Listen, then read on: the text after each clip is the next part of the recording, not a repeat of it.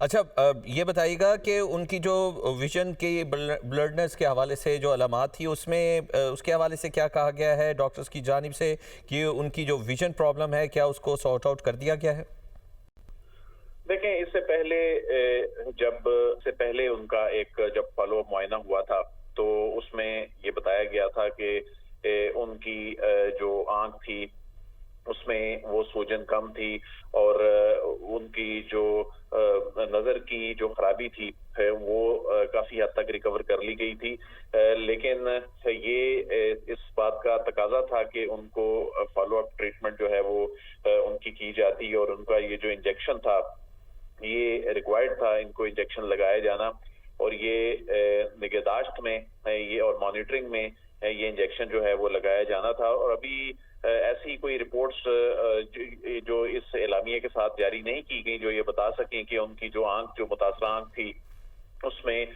کتنی ریکوری مزید ہوئی ہے، کیونکہ اس سے پہلے جب بتایا گیا تھا تو اس میں یہ بتایا گیا تھا کہ 70% سے زائد ریکوری جو ہے وہ اس میں ہو چکی تھی، لیکن ابھی جو اعلامیہ جاری کیا گیا ہے تو اس میں یہ بتایا گیا ہے کہ ان کے جو دل کے جو ٹیسٹ تھے وہ نارمل ہیں، ان کی ایکو کارڈیوگرافی اور ان کی ECG جو ہے وہ نارمل ہے، اور اس کے علاوہ جو ان کی جو آنکھ کا جو ٹریٹمنٹ ہوا ہے اس میں یہ ڈے کیئر سرجری کے طور پہ جو عمل سر انجام دیا گیا ہے یہ اس کے بعد ان کی علامات جو تھیں وہ نارمل تھیں، اور اس کے بعد انہیں ضروری نگہداشت میں فالو اپ ہدایات اور متعلقہ دستاویزات کے ساتھ ڈسچارج کیا گیا ہے۔ اچھا یہ بتائیے گا کہ اس سے پہلے جو جیل میں فالو اپ ہوا تھا اس کے حوالے سے تحریک انصاف کے کچھ اراکین کو بھی اعتماد میں لیا گیا تھا، کیا اس بار بھی کوئی نمائندہ یا کسی کی جانب سے کوئی شرکت کی گئی ہے ان کی موجودگی میں یہ پروسیجر کیا گیا ہے؟ دیکھیں یہ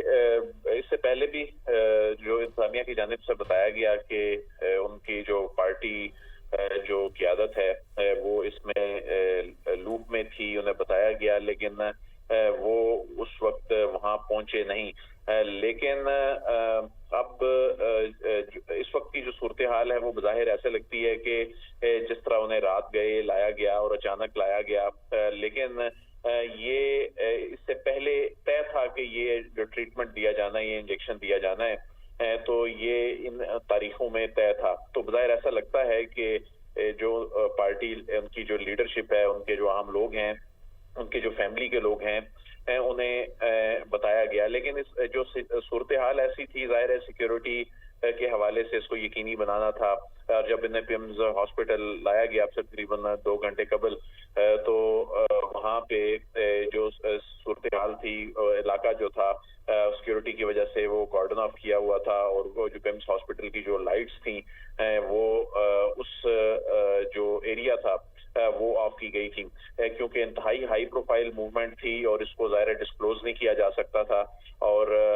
اس وقت جب یہ ہائی پروفائل موومنٹ ہوئی تو جو سیکیورٹی کے جو سخت ترین انتظامات جو ہیں وہ دیکھے گئے، اور اب وہاں سے انہیں موو کر دیا گیا ہے واپس جو اڈیالہ جیل میں، اور اس کے بعد جو پیمز ہاسپٹل کی جانب سے ایگزیکٹو ڈائریکٹر کی جانب سے اعلامیہ جاری کیا گیا ہے، تو یہ تقریباً کم و بیش تقریباً 1.5 سے 2 گھنٹے کا ایک جو پروسیجر، یہ پروسیس جو ہے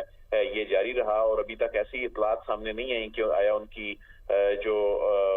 فیملی کی جانب سے یا ان کی جو پارٹی رہنماؤں کی جانب سے ان کی موجودگی میں یہ پروسیجر کیا گیا یا نہیں، لیکن جو ڈاکٹر جو ہیں ان کا ایک پینل وہاں پر موجود تھا، اس میں نہ صرف آپتھالمولوجسٹ جو ہیں وہ وہاں پہ موجود تھے، آئی سرجن وہاں پہ موجود تھے، بلکہ کارڈیالوجسٹ جو ہیں وہ وہاں پہ موجود تھے، جن کا وہاں پر جی میں یہی عدیل جاننا چاہوں گا کہ کون کون سے پینل کے ڈاکٹرز وہاں پر موجود تھے، پینل میں کون کون سے امراض کے ماہرین موجود تھے، اور یہ بھی بتائے گا کہ کیا کوئی بلڈ ٹیسٹ بھی کیے گئے ہیں، ٹیسٹ کے حوالے سے بھی کوئی ڈیٹیل شیئر کی گئی ہے؟ دیکھیں وہاں پہ جو ماہر امراض قلب جو ہیں پیمز ہاسپٹل کے جو سربراہ ہیں وہ وہاں پہ موجود تھے، اور جو گزشتہ جو ڈاکٹر صاحبان جو معائنے میں تھے، ڈاکٹر عارف اور ڈاکٹر نریم قریشی، جو ابھی اگرچہ پریس ریلیز میں تو ان کا نام نہیں لکھا گیا، لیکن ذرائع بتا رہے ہیں کہ ان جو سینئر ڈاکٹر صاحبان کی موجودگی میں یہ ٹریٹمنٹ جو ہے وہ کیا گیا ہے، یعنی جو اس میں شفا ہاسپٹل ہاسپٹل جو ہے شفا آئی ٹرسٹ ہاسپٹل ہے اس کے ڈاکٹر جو ہیں نیم قریشی وہ وہاں موجود تھے، اور ڈاکٹر عارف جن کا تعلق ایمس ہاسپٹل سے ہے وہ وہاں پہ موجود تھے، اور انہوں نے ہی گزشتہ جو ٹریٹمنٹ ہے معائنہ وہاں جیل جا کر بھی وہاں پر کیا تھا، اور وہاں پر اکوپمنٹ لے جایا گیا تھا۔ بہت شکریہ عادل بڑائی صاحب۔